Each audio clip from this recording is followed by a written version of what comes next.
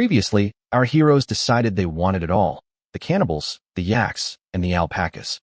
The mission was a masterpiece of greed: capture the enemy alive and borrow their livestock for a new farm. While the 1st Battalion set up their grand hunt, the 2nd Battalion at the salt marsh received an unexpected visit. The enemy's vanguard wasn't human, but a horde of giant, white-furred apes charging like fluffy cannonballs. The response? A glorious, deafening volley of shotgun fire that turned the biological weapons into a grotesque rain of gore.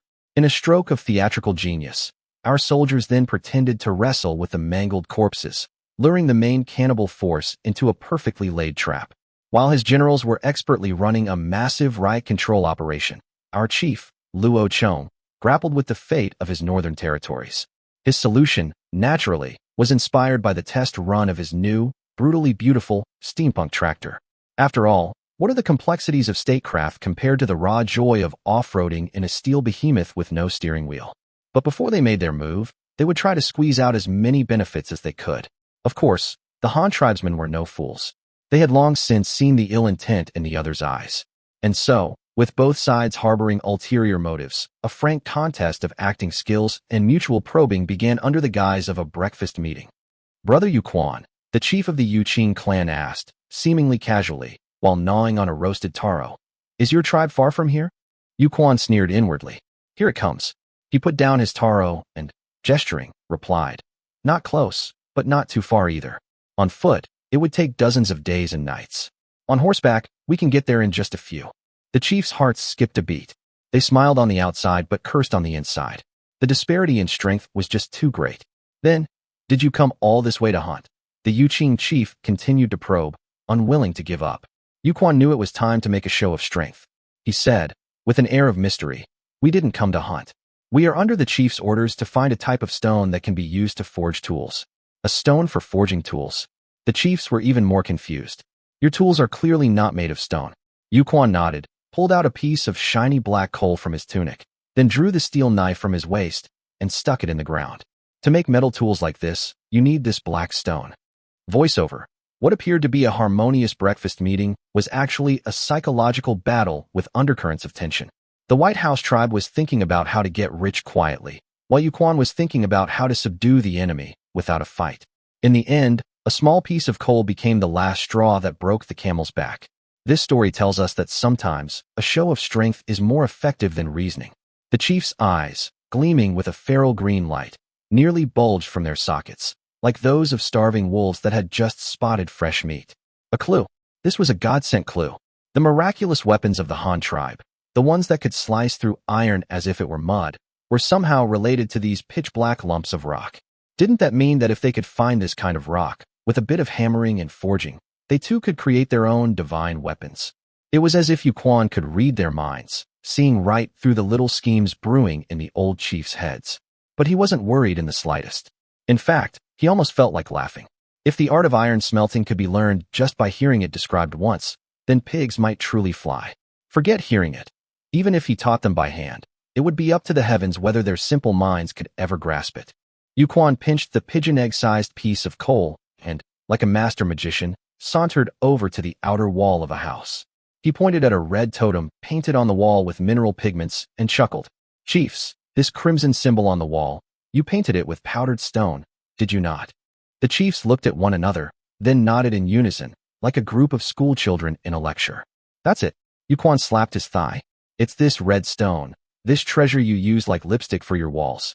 Inside it, iron is hidden." He paused, savoring the expressions of utter astonishment on the chiefs' faces before slowly continuing his revelation. "To make it appear, you have to rely on this black lump of charcoal in my hand. Use it to light a fire, and whoosh, the flames must burn a ghastly blue. Then, use this fire to roast that red stone.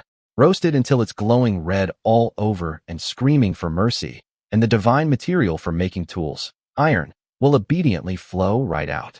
Boom. This news was more explosive than a thunderclap, blowing a massive hole in the chiefs' understanding of the world. Their jaws dropped with a clack, nearly hitting the floor. Their heads buzzed as if they'd been swarmed by 100 hornets. So, all this time, the very substance they casually used as paint was actually the treasure needed to forge divine weapons. What a blasphemous waste. Their ancestors must be rolling in their graves. It was true. It was absolutely true. These people from the Han tribe were all masters of incredible skills. The chiefs exchanged sparking glances. A single thought grew wildly in their minds. Keep them. Keep these hens that lay golden eggs, no matter the cost. Just as the gears in their heads were turning, Yuquan's tone shifted, and he poured a basin of ice water right over their ambitions. I know what you're all thinking. He gestured slowly, each movement like a small hammer tapping on the chief's hearts. You want to detain us, right? Force us to hand over all our technology. If we refuse to talk, a quick slice. And you silence us forever, keeping the secret for your tribe. You fear our Han tribe, worry that we will bring you harm. Am I wrong? Though his gestures were complex, the core meaning, spill the tech or die, was instantly understood by these old foxes. Their old faces went as pale as a freshly whitewashed wall.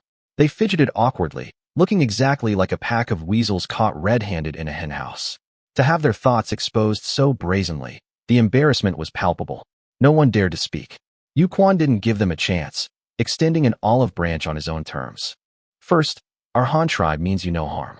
Our leader, well, he has just one principle. He believes in strength in numbers. So when we meet friends from other tribes, we treat them to the best food and drink and cordially invite them to join the great, prosperous family of the Han tribe. You are no exception. As long as you nod your heads, we'll give you whatever you want. Land, seeds, tools, livestock. We'll teach you all our techniques, hand in hand. You too can live a good life with meat at every meal and carts to ride when you go out. Besides, Yuquan spread his hands with a look that said, my hands are tied. It's useless even if you tie us up. In the Han tribe, our skills are specialized. Delicate work like weaving clothes is done by the womenfolk. What would us brutes know about that? Iron smelting is the same. We only know the basics. If you really made us do it, the lumps we produce would only be good for throwing at dogs. Keeping us would be a complete waste of food. His own calculations complete, Yufu cleared his throat and formally began the friendly consultation with the chiefs of the Baiwu tribe. Chiefs, I hear from Yuquan that you desire our technology. Coincidentally, I've taken a fancy to something of yours. His tone shifted as he got straight to the point. The taro you grow, we don't have it in the Han tribe. On behalf of my people, I am willing to trade one of our grain seeds for your taro. When the ice and snow melt in the spring, we can send people over to exchange farming tips. What do you say to this deal? Exchanging crops. The old men looked at each other, their brows furrowed in confusion. What was happening? This was not the turn they had expected. The first man was shouting, join us, and together we'll create a glorious future. So how had the next one switched to, let's set up a stall and trade? What in the world was the Han tribe's game? After a brief silence, the chief of the Yuqing clan, acting as their representative, tentatively gestured. Yufu, your companion just said that your Han tribe wants us to join. Is that true? Yufu watched his hand signals, the corner of his mouth curling into a smirk that was almost contemptuous, his arrogance on full display. In the Han tribe, the number of babies born in a single year could drown a dozen of your tribes. To put it bluntly, whether you join us or not is like a gnat falling into your cup as you drink. It makes no difference to us. Of course, if you come to us crying and begging to join, we'll welcome you with open arms. If you're not willing, we can't be bothered to waste our breath. His words were a stinging humiliation, like having their faces ground into the dirt. But after the sting, the heavy stone that had been hanging in the chief's hearts fell with a thud. He was right. They were so powerful, with a population that was constantly booming. Why would they care about a small fry tribe like theirs? They were safe. The Yuqing chief, feeling a little more at ease, nodded and continued to ask. Exchanging grain is acceptable. But I wonder, what rare crops does your Han tribe have to trade? Yufu glanced around, then turned to Yuquan. There's a river nearby, correct? Yes, not far to the east. They couldn't farm otherwise, Yuquan quickly replied. That'll do. Yufu, full of confidence, addressed the chiefs. Our Han tribe has plenty of staple foods. If we're talking about the easiest to grow with yields that swell like a balloon, it would have to be corn. But it's freezing now, and we don't have the seeds on us. You'll have to wait until next spring for those. However, I must take some of your taro with me now. His tone shifted again. I can trade other things with you first. Gleaming white salt, an iron pot big enough to stew a whole sheep, a treasured blade that can slice a falling hair. Take your pick. With that, he gestured to Yuquan. A moment later, several samples were placed with a clang in front of the chiefs. The chiefs looked at one another, muttering to themselves. This young leader seemed to be a big fan of fair trade. No matter what was being exchanged, it had to be laid out on the table, honest and straightforward, with no cheating of young or old. This way, while they couldn't take advantage, they wouldn't be taken for a ride either, which was acceptable. However, to be honest, they weren't particularly impressed by the items before them. Salt was good, but it was a consumable. An iron pot was just for cooking, and they did just fine with their pottery. As for a knife, what good were one or two besides cutting meat faster? To trade their tribe's lifeblood, their taro seeds, for these? A terrible deal. The old men huddled together, whispering for a long time before finally reaching a consensus. The Yuqing chief stood up and stated their price. "You fool, we don't want these." He pointed at the tall horses in the Han tribe's party, gesturing excitedly. "We want that. The big running animal. And the method for raising it. Yu Quan said you're close with your leader, so you should be able to make this decision, right? If you agree, I'll immediately tell you all the secrets of growing taro." Hearing this, Yu Fu's brow furrowed into a knot. Good grief, these old geezers had quite an appetite. They were asking for warhorses and the complete set of husbandry techniques. They wanted to leap from the Stone Age to the Cavalry Age in a single bound. Horses were a strategic resource for the Han tribe, and they were delicate creatures, not something you could raise just by giving them a patch of grass. If he gave them the horses, they'd probably be turned into skinny donkeys in a matter of months. This was a losing deal. Absolutely not. In late October of the first year of the Daming era, the north wind cut like a knife. It was the time of year so cold it could freeze a man's jaw shut. Luo Chong, the supreme leader of the Han tribe, was strolling leisurely through Luong County under the pretext of inspecting the work. Of course, the inspection was a sham. Seeking peace and quiet was the reality. Those two little hellions at home had enough energy to tear the roof off. If he didn't get out for a breath of fresh air, he felt like his brain was about to split open from their noise. He never expected this little escape would bring a pleasant surprise. Luong County could be called the Silicon Valley of the Han tribe. But it didn't produce silicon chips. It produced all sorts of wondrous wooden creations that could soar to the heavens and dive into the seas. It was home to the Han tribe's largest and oldest shipyard, which had rendered meritorious service in water transport and military campaigns. The very air smelled of freshly planed wood, mixed with the ding-ding-dang of hammering. Ever since a lucky carpenter had ascended to nobility and been granted land for inventing a simple screw thread, the artisans of Luong County had gone mad. Everyone vied to be an inventor, each hoping to make a big splash, dreaming that in the next second they'd be struck on the head by a commendation from the leader and ascend to the pinnacle of life. It happened to be a rest day at the shipyard.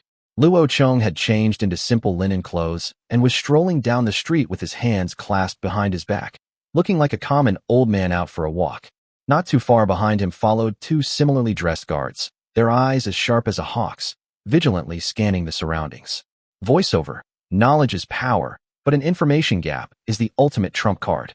Yu Quan nearly bamboozled the tribal chiefs with a junior high chemistry lesson. Meanwhile, Yu Fu put on a master class in high-level negotiation, which often employs the most basic psychological tactics. First, devalue your opponent completely, then offer a little something sweet to get them right where you want them. As for the big boss, Luo Chong, he was still playing truant to escape his bratty kids, blissfully unaware that his dream team of strategists was out there practically frying the CPUs of several other tribes. Luo Chong, with two bodyguards in tow, swaggered down the street like a local tycoon, his eyes sweeping across the scene like twin searchlights. Good heavens, this Luong County was a giant kaleidoscope. As the main artery for land and water transport in the Han tribe's northern territories, all sorts of strange and wonderful things from north and south converged here. The very air was thick with a tapestry of scents, a fragrance woven from countless different wares. Clang, clang, clang. The hammers in the blacksmith shop never stopped, sending sparks flying like holiday fireworks. Across the street, ceramic bowls and plates shipped from Weishan County were stacked in small mountains, gleaming in the sunlight. When a nearby wine jug was unsealed, its rich, mellow aroma could steal a man's soul. Soap and candles from my county were being hyped to the heavens by a vendor who claimed they could light up your night and wash away the grime of the day. The local carpenters were not to be outdone.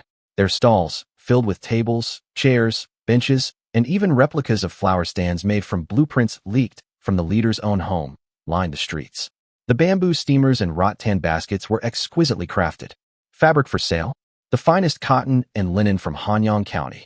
Sugar-roasted chestnuts. Get your freshly roasted chestnuts here. The silk from Riyang County was as smooth as a maiden's skin. The tung oil lacquerware was so glossy you could use it as a mirror. The most high-end goods, however, were the plate glass and carbide lamps shipped from Hushin Island. displayed like treasures in a dedicated shop. That merchandise was frightfully expensive, the kind of thing only the wealthiest families could afford to show off in their windows. Cheese from Honghu County had also arrived. It smelled slightly sour, but tasted quite rich. Not many were buying, but plenty were looking. Cowhides and sheepskins from the grasslands were hard currency. One could buy a hide to make a leather coat and a pair of boots, and never feel the winter's chill. But the most common commodity on the streets was still the locally produced paper. All 8 northern counties relied on the single paper mill in Luong County for their supply of paper, brushes, and ink. The output was staggering. Just as Luo Chong was taking it all in, his attention was snagged by a high-pitched shout. Come and see, come and see. Freshly made folding stools, flexible and convenient. Only 5 jiao each.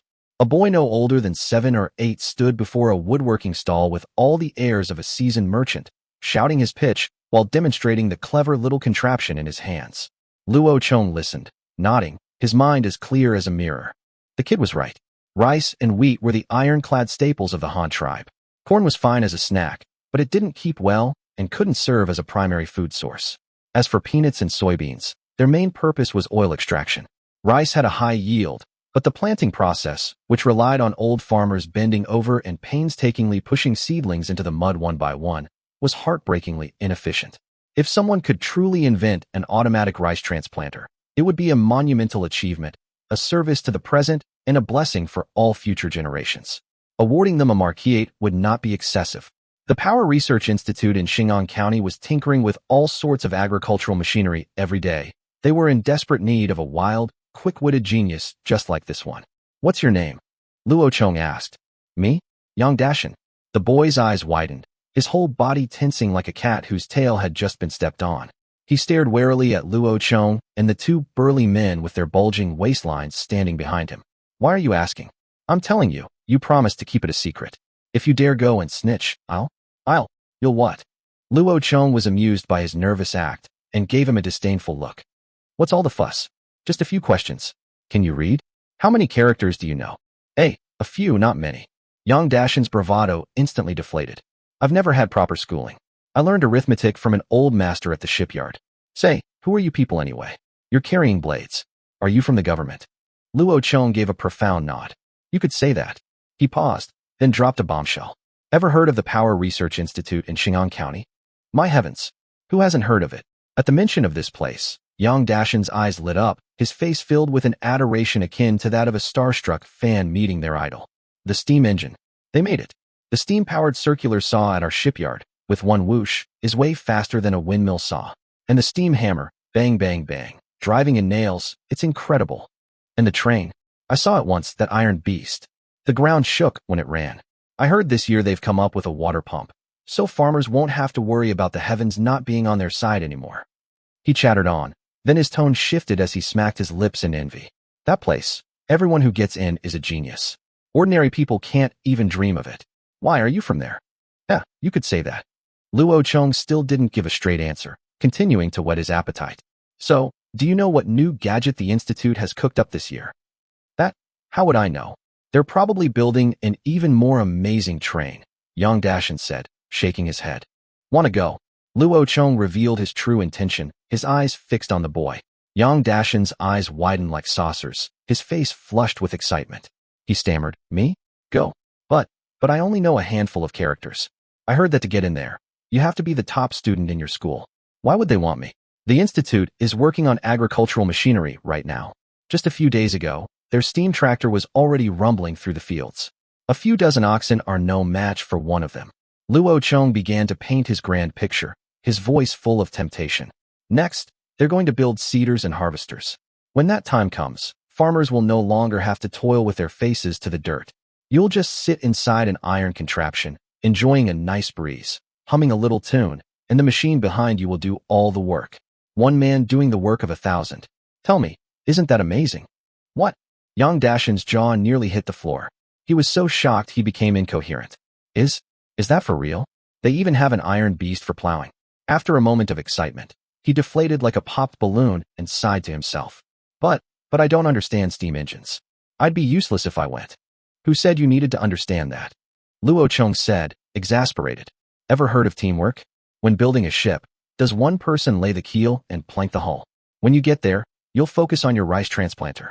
Build it for me, then upgrade it to the ultimate, invincible version, and you'll have performed a great service. He pointed at Yang Dashin's crude model. Look at this thing of yours, wooden gears, wooden chains. It'll fall apart after a few days, won't it? Do you think a blacksmith can forge such fine parts for you? The labor would cost more than the iron. And this sliding board, solid wood. Soaking in a paddy field, it'll be as heavy as a cow. You think you can drag it? What if we used a steel frame and welded a thin sheet of iron on the outside? You're here reinventing the wheel, with nothing to work with. If you go to the institute, the tribe will cover everything. Funding, materials, manpower. You'll even get a salary, with better benefits than a government official. So what's it going to be? One word. Are you in or are you out? The potato, its sallow skin glistening with an ominous sheen of moisture. Squeezed in the hand, it let out a squish, like a deflating ball, limp and mushy.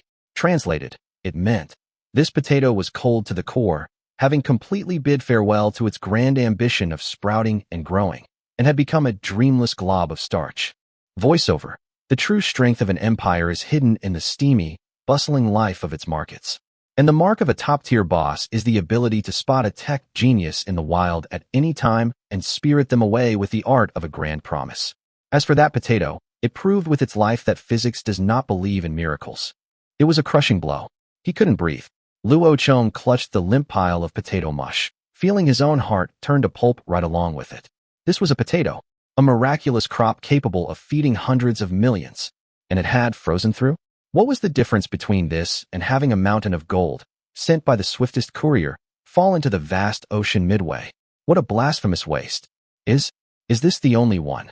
Luo Chong's voice trembled as he asked the others in the room, refusing to abandon all hope. Shi Xin, the governor of Luong County and a man with keen, intelligent features, replied with a pained expression, "Leader, just this one. I opened the package myself, and this was all that was inside. The moment I saw it was a letter from Yu Fu, I frantically dispatched men to find you. By the way, leader, what is this treasure? Is it important? What do you think?" Luo Chong shot him an annoyed glare. "It appears to be a new type of crop. You tell me if it's important." He couldn't very well say he recognized it from a past life, so he gave a perfunctory reply and eagerly tore open the letter. The letter contained 2 items of business. First, the coal mine Luo Chong had been dreaming of had been found.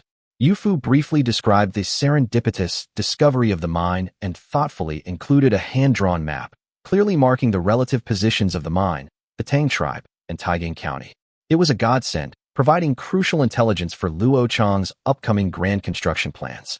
The second matter was that the exploration team had discovered the Baiwu tribe. Their population, their intentions, and their treasured crop, the fragrant taro, which was to say, the potato, were all laid out in clear detail. Furthermore, there was a hematite mine near the Baiwu tribe, but the natives were clueless, only knowing how to grind the ore into powder for red wall paint, with no understanding of iron smelting. Ordinarily, Luo Chong wouldn't have given a common hematite mine a second glance. The Han tribe was not short on iron. But this mine was close to the newly discovered coal mine. Coal-iron complex. These 3 words exploded like brilliant fireworks in Luo Chong's mind. On the map, the location of the Baiwu tribe and the iron mine were also marked. At the end of the letter, Yu Fu mentioned he had already reached a preliminary deal with them. A few bags of salt and some iron pots in exchange for 2 sacks of fragrant taro.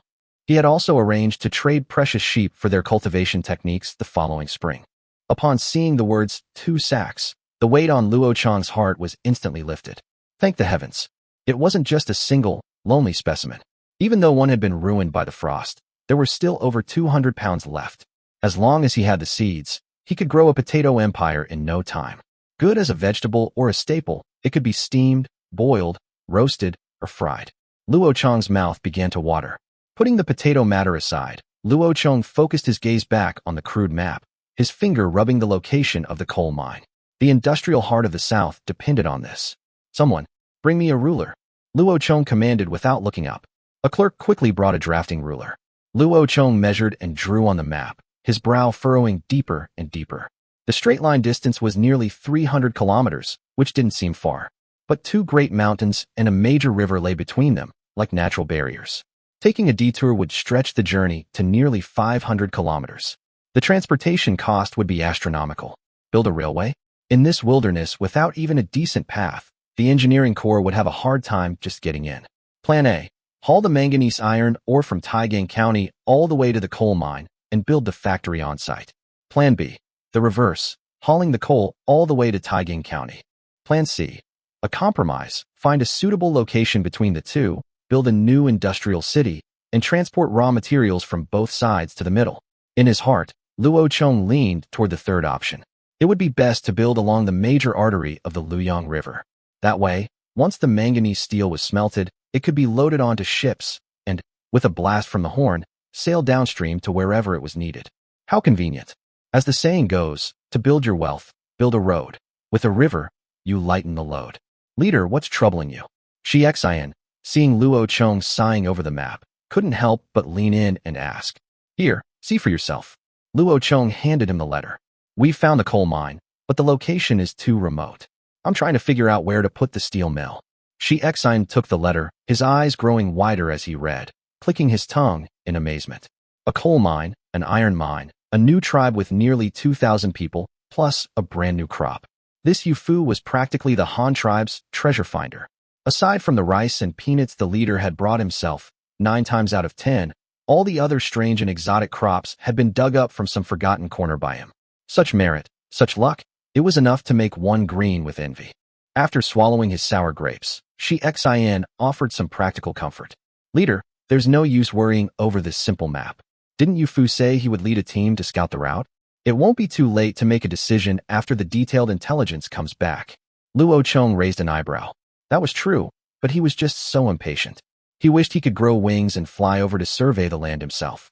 He took a sip of tea, forcing himself to calm down. Forget it, we'll cross that bridge when we come to it. Let's set the southern matters aside for now.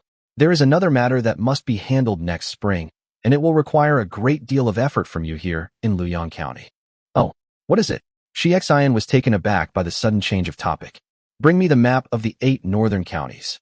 As the map was unrolled, Luo Chong's finger landed heavily to the west of Luong County.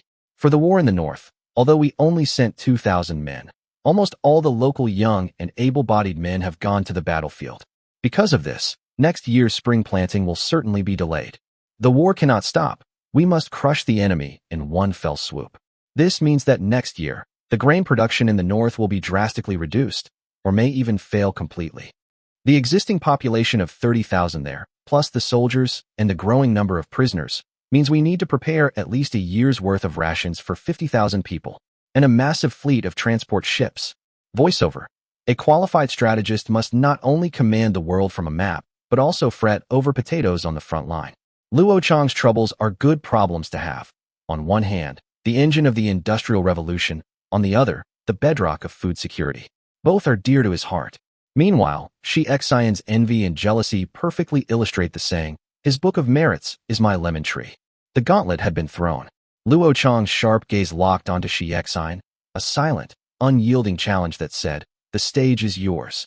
Shi Xian swallowed hard, his throat suddenly as dry as cotton. His mouth hung open, wide enough to fit a goose egg. 50,000 people, a year's worth of rations. My God, what did that even mean?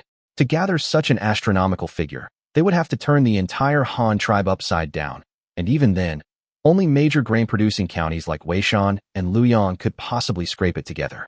But if they actually did, it would mean that for the entire first year of the Daming era, the whole country would have toiled for nothing. They might even have to empty the reserves accumulated over the past few years. The abacus in his mind clattered furiously. After a long moment, he finally spoke, his voice hesitant. Leader, surely, we won't need that much? Didn't we already send a batch of supplies to the front lines? Besides, once the rivers thaw in the spring, won't the prisoners be escorted south? That would reduce the number of mouths to feed at the front by more than half, wouldn't it? Naive. Luo Chong shot him a sidelong glance, his eyes filled with a contempt that screamed, how can you be so dense? So, prisoners don't need to eat once they're sent south? Are you expecting them to come and work for you for free, while also finding their own food? And what about the 3 large camps in the north? If their harvest fails next year, they can't just follow everyone south, can they? The winters in the north are cold enough to freeze a dog for a full 6 months. If we don't give them grain, do you expect them to survive the winter by eating tree bark? His words left Shi Xian speechless, his face flushing red before turning pale. He finally realized how narrow his own perspective had been. Luo Chong's finger tapped rhythmically on a spot on the map. Shi Xian leaned in for a closer look. and his pupils contracted sharply. The spot was precisely at the junction of Luong, Ruyong, and Nanjing counties, a vast plain, known colloquially as the wastelands. The land was so fertile you could squeeze oil from it, but unfortunately, all three counties had limited populations and could only watch helplessly as this treasure trove was overgrown with weeds. The leader mentions a food shortage, then points to this very piece of land on the map. A bold idea sparked in Shi Xian's mind. He ventured, tentatively, "Leader, are you thinking of opening up new fields on this plain?" Luo Chong nodded without hesitation. "That is my plan. But there's no one." Shi Xian spread his hands in a gesture of helplessness. "Even if we clear the land, if there's no one to farm it, isn't it all for nothing?" "Who said there's no one?" Luo Chong curled his lip and said casually, "If there are no common folk to farm it, then we'll designate it as state land." State land. Shi Xian was even more confused. State land also needs people to farm it. You just said we can't use prisoners, so where will the people come from? Let's not talk about that for now. Luo Chong waved his hand, keeping him in suspense. "Do you know what I discovered in the city just now?" "What?" "A carpenter. He has built a hand-cranked rice transplanter that can increase planting efficiency by 2 to 3 times. Boom. The words were more explosive than a thunderclap on a clear day. Every single person in the room froze as if under a spell, their jaws hitting the floor with a collective clack. A rice transplanter? Increasing efficiency by 2 to 3 times? My God, such an incredible invention, right under their noses, and they didn't even know? It had to be discovered by the leader himself during an incognito visit? What an incredible loss of face. Leader, is this true? Shi Xian was so excited he shot up from his seat, knocking his chair over in the process. Of course it's true. Luo Chong nodded calmly.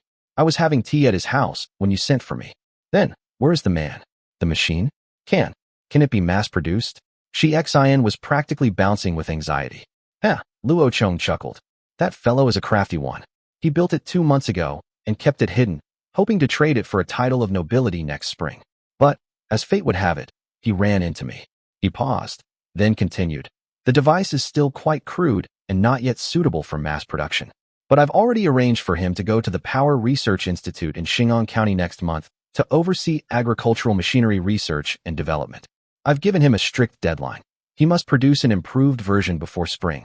I've seen the device. It has great potential, and the construction is simple.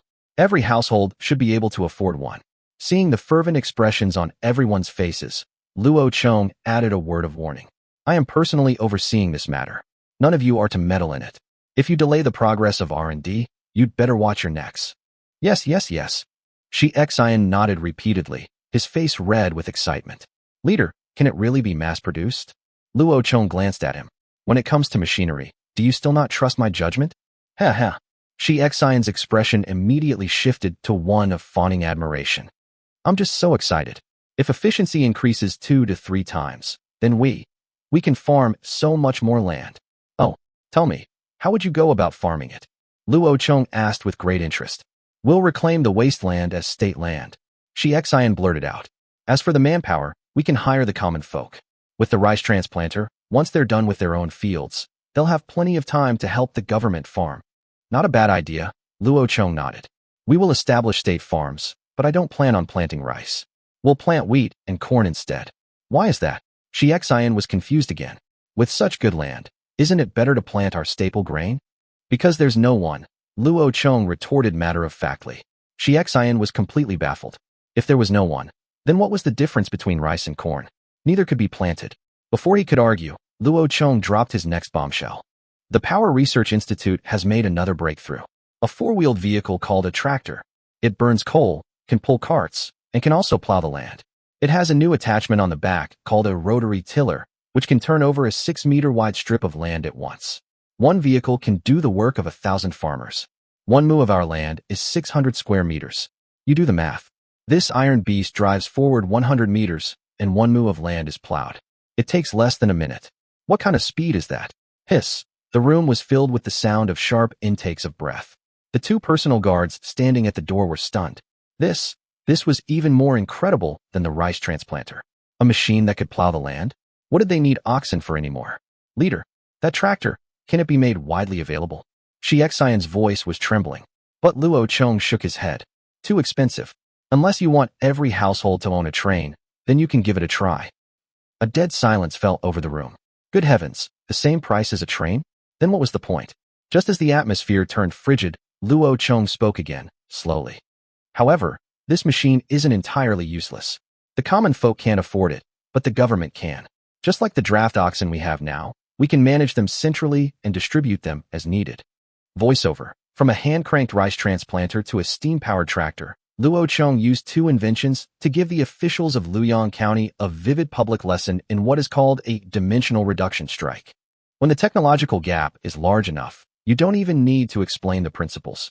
Simply describing the effect is enough to make your audience's mental CPUs burn out on the spot. Shi Xian's internal monologue was probably, "I'm just a county governor. Why do I need to understand this futuristic technology? Leader? Leader." Shi Xian, seeing Luo Chong lost in thought, cautiously waved a hand in front of him. 20,000 mu. Isn't that a bit too ambitious? Is that tractor really so miraculous? It is a bit much, Luo Chong said with a frown, his fingers tapping the table rhythmically as if making a calculation. One tractor can plow 240 mu in a single watch. It sounds terrifyingly fast, but to plow all 20,000 mu, it would have to work nonstop, without rest, for 70 straight days. Hiss, the crowd, which had just been marveling at the divine efficiency of 240 mu per watch, nearly choked. The small flame of excitement was doused with a poof by this basin of cold water, leaving them chilled to the bone. 70 days. Over 2 months. They would miss the entire planting season. In the south, you could nearly harvest a crop of rice in that amount of time. If just plowing the land took over 2 months, what was the point of planting anything? Alas, Shi Xian let out a long sigh, his freshly kindled hopes extinguished once more. It seems it's still not feasible. We'd better just try to scrape the grain together from the various granaries. Not so fast. Luo Chong suddenly waved his hand and stood up, the light returning to his eyes. The state land must be planted. I've done the math again. If one vehicle takes 70 days, what about 10? Wouldn't that take only 7 days? With 20 vehicles, we could get it done in 3.5. He grew more excited as he spoke, pacing back and forth in the room. The Institute already has one prototype. It shouldn't be a problem to build another 4 within 3 months. When the time comes, we'll send all 5 vehicles into action, and within 7 days, we can have 5,000 mu of corn planted. And 5,000 mu is better than nothing. Yes, yes. Shi Xian slapped his thigh, fired up once again, his whole being re-energized. 5,000 mu is great. Plant 3 seasons a year, and that's enough rations for 15,000 people. Leader, just give the order. Whatever you need from us, we'll go through fire and water to achieve it. It's time to make the arrangements. Luo Chong stopped pacing, his gaze sweeping over everyone present. The room fell instantly silent. Everyone held their breath, awaiting the leader's thunderous commands. Elite guard. Leader. A guard in full armor immediately appeared from outside the door, fists clasped and ready for orders. Select 60 boys for me from the orphanages across the territories to form a driver training class. By December, have them all sent to the Institute in Luong County. They must learn to drive a tractor before spring. The guard hesitated for a moment.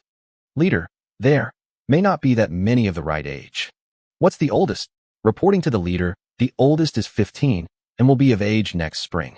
But there are only about 30 of them. If we include the 14-year-olds, it should be enough. Luo Chong waved his hand decisively. Then include the 14-year-olds. When I was 14, I was already a seasoned troublemaker. Acknowledged. The guard took his leave. The driver problem was solved. Luo Chong turned, his gaze as sharp as a torch, and fixed it on Shi Xian and the other officials of Luong County. From this day forward, Luong County is in charge of preparing the state land. In that wasteland to the west, I want you to plan out 60,000 mu. Irrigation channels, boundary markers, public notices. Not a single thing can be missing. Announce it to the public as an experimental mechanized farm. The person in charge is you, Shi Xian. You must have this done before the end of the 13th month. If you can't, I will hold you personally responsible. Acknowledged. Shi Xian accepted the command, then was immediately bewildered. Leader, wasn't it 5,000 mu? Why? Why has it suddenly become 60,000 mu? 5,000 mu is the minimum, 20,000 is the goal. Luo Chong explained. You can't plant the same land consecutively. It needs to lie fallow. This 60,000 mu is for 3 seasons of corn, planting only 20,000 mu at a time. Any more questions? No more questions. I guarantee the mission will be completed. Shi Xian straightened his back. Luo Chong nodded in satisfaction and turned to leave. Leader, where are you going? Shi Xian quickly hurried after him. To the institute. To give them their production orders. Luo Chong said without turning back. However, he didn't leave the city directly. Instead, he took his men and detoured back to the home of the carpenter, Yang Dashan. I'm heading to the Power Research Institute in Xin'an County now. Do you want to come with me and see a real tractor? Luo Chong got straight to the point. Ray, really? I can go now. Yang Dashan's face flushed with excitement. He rubbed his hands together eagerly, all traces of his earlier apprehension gone. Of course. Tell your family, dress warmly. We're leaving immediately. By the way, can you ride a horse? And no. Yang Dashan scratched his head sheepishly. Then arrange a covered carriage for him. And bring that rice transplanter along. After giving the order to the guard, Luo Chong turned back to Yang Dashan. The main purpose of this trip is for you to get familiar with the place. While you're there, make a list of the materials you'll need to improve the transplanter, like chains and gears, so the institute can prepare them for you. Yang Dashan nodded eagerly. After a few quick words with his family, he put on his thickest cotton-padded jacket, personally shouldered his treasured rice transplanter, and trotted off happily after Luo Chong. The party traveled at top speed, and 2 days later, they finally arrived at Xin'an County. The director of the institute, Lin Fei, saw Luo Chong and came running over like he was seeing his own father, eager to show off his accomplishments. Leader, good news. The tractor has been perfected. We've also assembled the first bare-bones model of the loader. We were just waiting for you to come and personally inspect them. How's that for a double dose of good fortune? Is that so? Luo Chong smiled faintly, playing along with the suspense. What a coincidence. I also have 2 pieces of good news for you, plus 1 difficult task. Which would you like to hear first? Huh? Lin Fei was taken aback. The leader has good news too? Voiceover. From a spur-of-the-moment decision to precise calculation, and then to swift and decisive delegation. Luo Chong fully demonstrated the complete cycle of a mature leader. Paint a picture, make it a reality, then paint an even bigger picture. And Yang Dashan, the lucky carpenter chosen by the Times, is now carrying his golden rice bowl and riding in a VIP express car to the throne of a tech god. As for Lin Fei, he has no idea what kind of surprises and shocks await him. Let me guess. Lin Fei's eyes darted around as he struck the pose of a master detective. More good news from the north? Luo Chong shook his head. No. Lin Fei guessed again. Could it be the Tang tribe? Have they finally come to their senses and are begging to be annexed by our Han tribe? Luo Chong continued to shake his head, thinking to himself that those people were already de facto citizens of the Han tribe, lacking only the official paperwork. The art of boiling a frog in lukewarm water required patience. It couldn't be rushed. Still not it. Lin Fei was running out of ideas. Then, could it be that you Fu kid struck cold down south? Well now, Luo Chong was taken aback. He'd been so preoccupied with the tractor for the past 2 days that he'd almost forgotten about that. He nodded. You guessed right. We did find coal, and it's a rich mine, not too deep. While we were at it, we also found an iron mine and acquired a new crop from a native tribe. Doesn't that count as 3 pieces of good news? He paused, his tone shifting. However, that isn't what I came to tell you today. My God, we really found coal.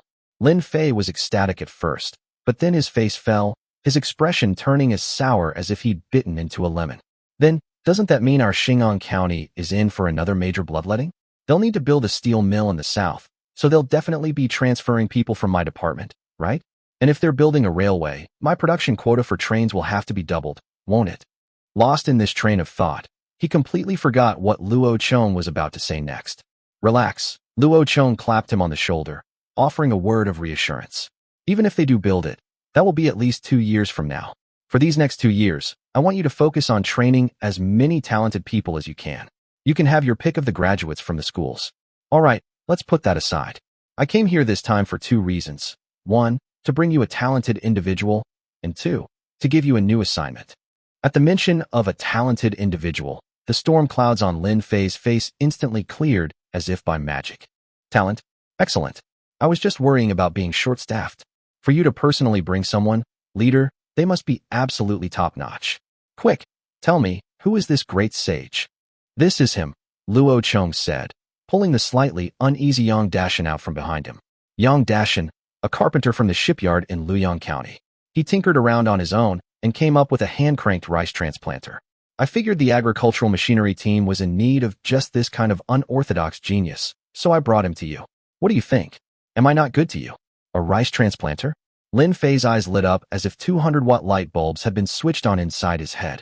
He grabbed Yang Dashan's hand and shook it excitedly. My dear brother, you're a gift from the heavens.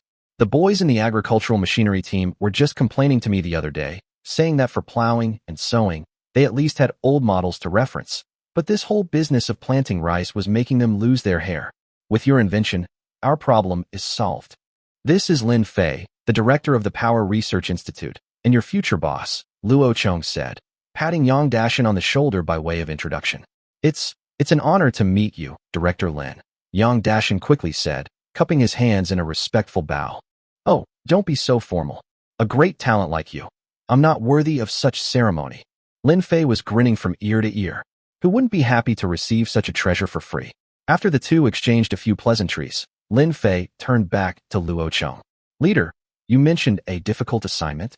I found a test field for you, so you can test all your various agricultural machines, Luo Chong said with a smile. It's not large, only 60,000 mu. Lin Fei's face lit up with joy, his smile threatening to split his face, when he heard Luo Chong add slowly. And to farm this piece of land, I need you to build me 20 tractors, along with all the matching agricultural machinery, before spring planting. Crack! The smile on Lin Fei's face instantly froze, then shattered into a million pieces. His face fell, growing longer than a winter's night. Leader, you're pulling my leg. Forget 20 units. Even if we each sprouted 8 arms, we couldn't possibly build that many. I don't care, Luo Chong said, adopting a deliberately unreasonable tone. I've given the order. How you do it is your business. I just want the tractors. Seeing Lin Fei was about to leap out of his skin with anxiety, he changed his tune and dangled a carrot. Of course, it's not mandatory. The bottom line is at least 4 units by the 1st of the 14th month. Less than 4, and you can all expect to be punished. If you can produce 10 units, everyone involved will get an extra month's salary as a year-end bonus. 20 units, 2 months.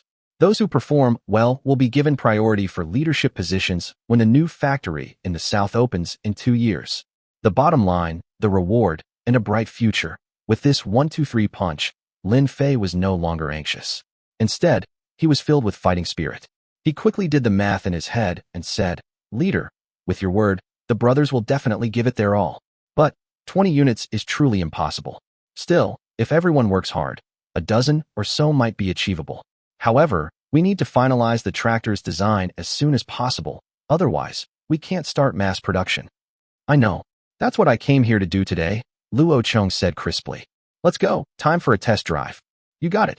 Lin Fei replied and took off running towards the workshop. Luo Chong, with Yang Dashan in tow, followed at a more leisurely pace. Watch carefully and learn well, he said to the still somewhat bewildered carpenter beside him. The rice transplanter is your starting point, but it is by no means your final destination. Yes. Yang Dashan nodded emphatically. The moment he stepped into the workshop, Yang Dashan felt as if his eyes weren't big enough to take it all in. My God, this wasn't a workshop, it was a lair of steel behemoths. It was a towering factory building of reinforced concrete, with a massive gantry crane overhead and railway tracks laid on the floor. Giant lathes several meters long and menacing steel machines dazzled him. In the workshop, workers were busy around 3 strange-looking giants. The tractor was almost complete, just waiting for final inspection. A loader, still without its cab, already had its massive bucket attached, and a bulldozer, suspended in midair, was having its tracks assembled by the workers. In the farthest corner sat the prototype of a road roller. Voiceover. From painting grand pictures to delivering talent, Luo Chong has masterfully demonstrated a leader's ability to wield both carrot and stick. Lin Fei, on the other hand, has just experienced a roller coaster of emotions, from hell to heaven and back to a living inferno. As for our protagonist, Yang Dashan, he is like Gulliver in the land of giants, gazing up at this new world of steel and steam with eyes accustomed only to the grain of wood. Yang Dashan was so stunned his eyes nearly popped out of his head. His jaw dropped with a clack, threatening to dislocate.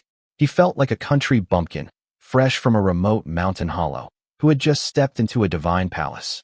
The scene before him was more bizarre than his wildest dream. Another world. Yes, this was another world. The shipyard where he used to work, though the vessels it produced were massive and intimidating, was mere child's play compared to this forest of steel, with its technical sophistication and overwhelmingly futuristic aura. Stunned, aren't you? Luo Chong's voice sounded in his ear, laced with a hint of smug satisfaction. This is the tractor. He led Yang Dashin around the steel behemoth like a child showing off a new toy. This big iron tank in the front is the steam boiler, its heart. Below the driver's cab is the hydraulic system, which transfers the heart's power to the wheels. This part in the middle can seat 2 people, a driver and a stoker. One drives, one feeds the fire. See this hitch on the back? The tractor itself is like an iron ox with boundless strength. You can attach whatever you want to it. You can attach a rotary tiller to plow the land, or a seeder to sow seeds. And in the future, Luo Chong paused, clapping Yang Dashin on the shoulder and fixing him with a burning gaze. It will be attached to the rice transplanter you invented. But when that time comes, I hope what we're attaching is a behemoth that can plant 20 rows of seedlings at once. Take a good look, think it over. Getting any ideas? After listening to Lin Fei's lengthy and enthusiastic explanation of the various plans for later improvements, Luo Chong was full of praise, showering generous compliments on the designer of the lighting system in particular. Before long, rumble, rumble. The boiler was sufficiently heated, and the needle on the steam pressure gauge pointed steadily into the working range. Luo Chong took the lead, hopping into the driver's seat, where he was joined by a stoker. Just before closing the door, he made a point of waving to Yang Dashin. Get in. Squeeze in with them and experience the power of this iron beast firsthand. Yang Dashin flushed red with excitement. Like a child who had just been given a piece of candy, he scrambled inside with both hands and feet. The cab was packed like a can of sardines. He didn't mind that half of his rear was hanging off the seat. His eyes, like twin searchlights, darted curiously between Luo Chong and the stoker. The researchers following behind were filled with a mixture of envy and jealousy. Director, who was that? How come the leader let him get on? We don't even get that kind of treatment. Someone couldn't help but ask Lin Fei sourly. Lin Fei grinned smugly. That one is a real treasure. Yang Dashin, a carpenter from the shipyard in Luong County. A carpenter? The crowd was a sea of question marks. There were plenty of carpenters at the shipyard. What was so special about him? A carpenter isn't special, Lin Fei said, drawing out the suspense. But a carpenter who can build a hand-cranked rice transplanter is a rare find indeed.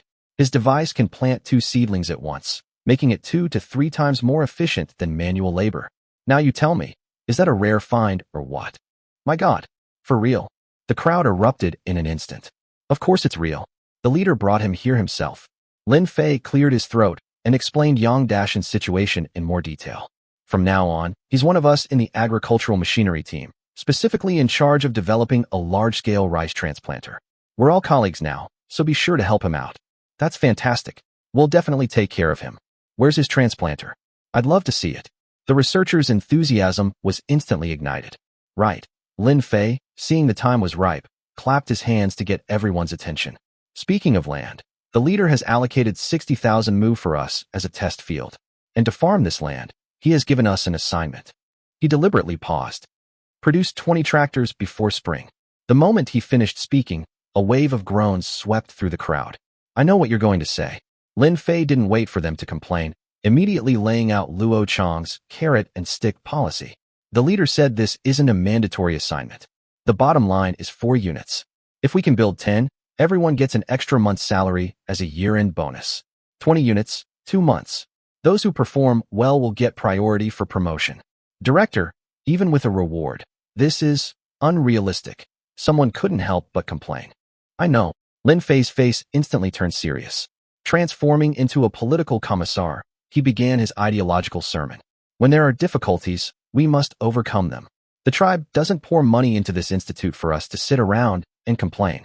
Think about the soldiers on the front lines. Think about our salaries, which are several times higher than theirs.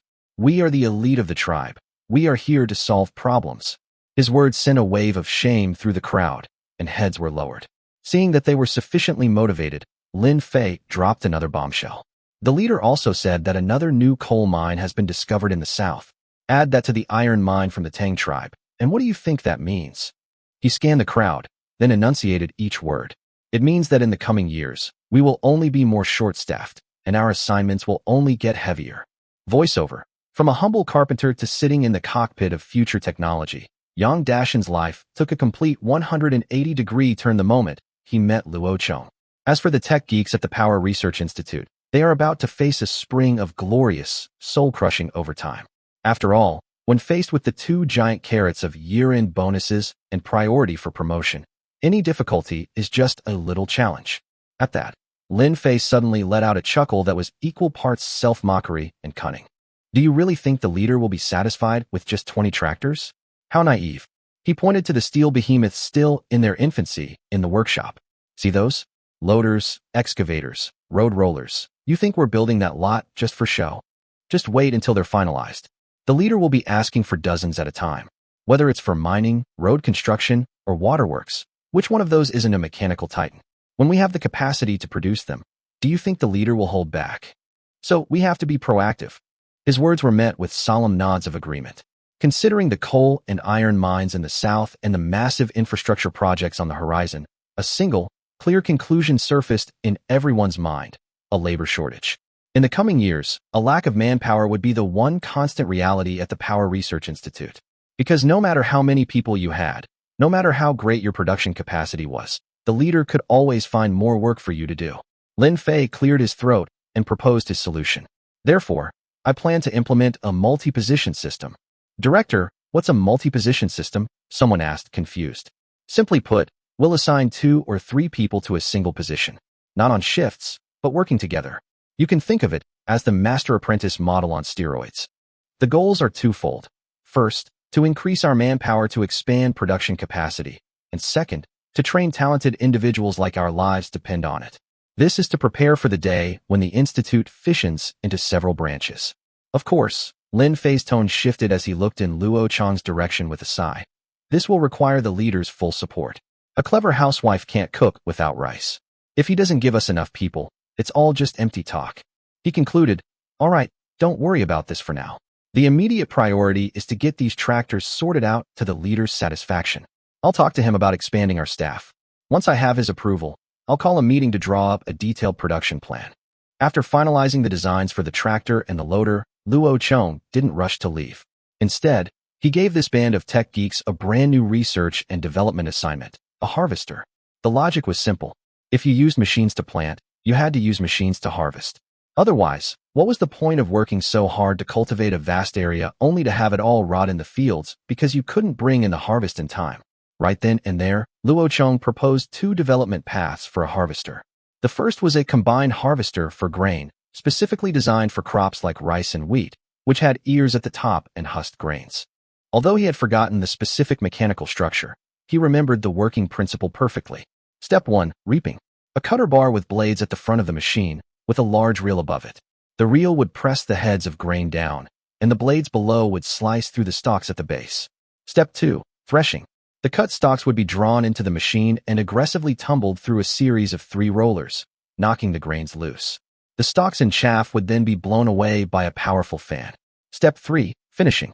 The threshed stalks could either be ejected whole to be used as fodder or be chopped up and returned to the field. As for what to do with the threshed grain, Luo Chong's initial idea was as low-tech as it gets. Well, the small platform onto the side of the harvester, have someone sit there with a stack of sacks. As the machine harvested, the person would catch the grain in the sacks. Once a sack was full, they'd tie it shut and toss it onto the ground for people following behind to pick up. But the moment he sketched out the idea, someone raised an objection. Leader, a young man from the agricultural machinery team, stood up. Freshly harvested grain is wet. If we bag it directly like this, we'll have to pour it all out again later to dry. It's too much trouble. Oh, then tell me your idea, Luo Chong said, not in the least bit angry, but rather with an encouraging look. My idea, the young man said, growing bolder, is that we attach a grain hopper to the side of the vehicle. When it's full, we stop, lower it, and swap it for an empty one. Then, we can use a loader to transport all the full hoppers to the drying ground and dump the grain out directly. This would save a lot of manpower. The idea was met with murmurs of approval from the crowd. Luo Chong thought for a moment and agreed that this plan was more practical. He made a snap decision. Good, we'll do it that way. Voiceover. From passively accepting assignments to proactively proposing improvements, the tech geeks at the Power Research Institute are transforming from mere executors to creators. This is precisely the kind of bottom-up innovation that Luo Chong wants. After all, one person's wisdom is limited, but the wisdom of a group of geniuses hopped up on year-end bonuses and promotions is infinite. As for that crude sack plan, well, let it be gone with the wind. Settled. Luo Chong brought his fist down on the table, finalizing the design for the grain harvester. Use the loader's chassis as the base. I want this developed immediately. Then, We can start experimenting with a corn-wheat crop rotation on our test field. He pulled out another blueprint, his expression turning serious. All right then, next, let's tackle this tough nut to crack, the corn harvester. This machine is far more complex than the last one. Everyone, I need your best ideas. After spending 2 days at the institute, Luo Chong formally handed over Yang Dashin to the agricultural machinery team. He then personally joined the discussion on improving the hand-cranked rice transplanter. The so-called improvements were, in fact, simple and brutal, summed up in a single word: iron. The plan was to replace all the flimsy wooden parts with iron, then test and finalize the design. The goal was a full rollout across the entire Han tribe by the following spring. But a problem arose. Where could they find a paddy field for testing in the dead of winter? What's so hard about that? Luo Chong's eyes gleamed as a devilishly clever idea struck him. Didn't the steel mill just build a new casting workshop? The floor hasn't been cemented yet. Just till half a moo of land right in there. Add water, and you'll have a ready-made test paddy. With the rolling waves of heat from the forges, freezing was out of the question. It was warm enough for a single layer of clothing. As for the seedlings, that was even easier. Luo Chong slapped his forehead again. Use rice straw leaves. Tie a few leaves together, and you have a fake seedling. Get the women on it, and they can make a whole field's worth in a day.